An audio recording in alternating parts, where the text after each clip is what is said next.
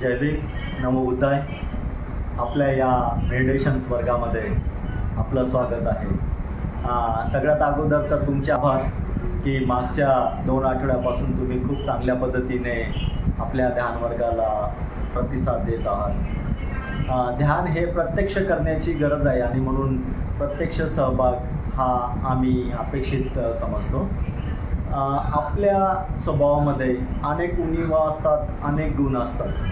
खूपदा या उणिवांची आणि गुणांची जाणीव सूक्ष्मतेने आणि स्पष्टतेने आपल्याला होत नसते।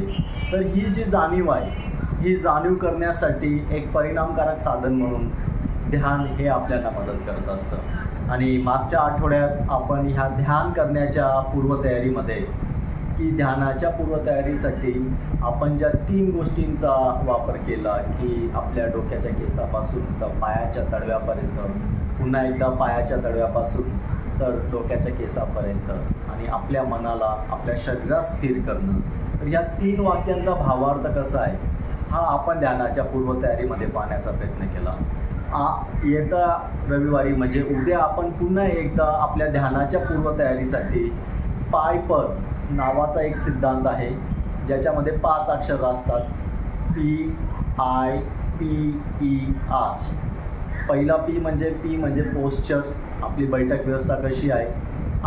I म्हणजे इंट्रोस्पेक्शन्स, आपल्या आतला जो भाव आहे तो नेमका कसा आहे हे बघणं।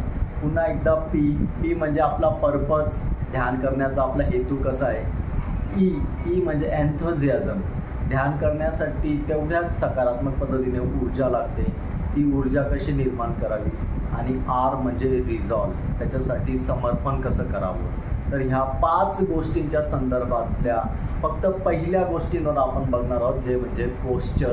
आणि या पोस्चरमध्ये पुन्हा एकदा 7 प्रकार आहेत की 7 पद्धतीने 7 प्रकारांनी आपण आपलं जे पोस्चर आहे, आपली जी बैठक व्यवस्था आहे ही कशी चांगली करू शकू आणि ध्यानाची पूर्वतयारी कशी परिणामकारक करू शकू हे आपण उद्या बघणार आहोत।